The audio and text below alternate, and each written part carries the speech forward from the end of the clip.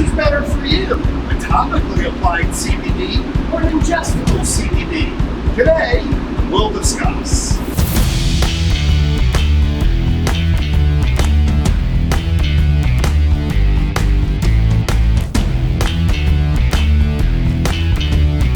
Hey, Chad Curran, High Peaks Hemp. Welcome back to another episode of Your CBD Show. Today I'd like to address which form of CBD is best for you. We've talked about lots of different kinds of CBD, full spectrum CBD, broad spectrum CBD, even CBD isolate.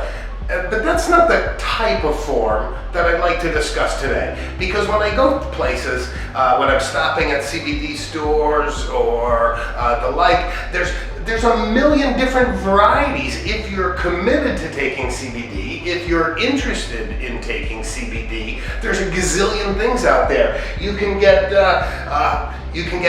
hemp flower. This is smokable like cannabis, except it does not make you high. It does not have the THC that cannabis has to make you high. This is hemp flower, but it's consumed the way that marijuana is consumed. You can get sprays and topicals that you spray on for localized pain, and you rub it in and it makes the pain go away. You can get ingestibles, oils, things that you use in cooking, or sublingual, things you put under your tongue. You can get bath bombs if you're a bather and like to have a nice relaxing bath. You can get a CBD bath bomb. We even make CBD tea, which is tea made from hemp leaves instead of being made from tea leaves. And then we worked with a great tea company to make delicious blends out of them. And then you can even get candies, like you can get gummy bears with CBD, and you can get, this is my favorite, this is the one we make here for High Peaks Hemp. This is Butter Crunch with CBD. Admittedly, there was a lot more, but I ate it all this morning, so don't have a lot of that to show you. But CBD comes in all different ways, but they fall into two main categories, and that's what I'd like to address today. There are topicals, things which you spray or rub onto your body, and then there are ingestibles, things that are taken sublingual, a little squirt under the tongue, or like our olive oil, you could drink it, you could use it in cooking, but it goes into your body. So let's try and understand topicals versus ingestibles. Topical versus ingestible. If you have localized acute pain, maybe a sore elbow, tennis elbow, strained elbow, inflammation from rheumatoid arthritis, or something which is a localized pain, typically, the most effective way is to get something which is applied topically. At High Peaks Hemp, we make a topical pain relief spray. We don't use any chemicals, but it's infused into avocado oil with capsaicin, peppermint, and eucalyptus. You spray a little bit on, rub it in, and it provides near immediate relief of many localized acute pains. If you are taking CBD for general health wellness, a small amount of CBD to consume is probably better. If you are taking it for general body pain all over my back, my hip, I would do both. I would rub some on the areas of localized pain and perhaps ingest some form of CBD. When I've stopped at CBD stores, I know CBD gummies are really popular.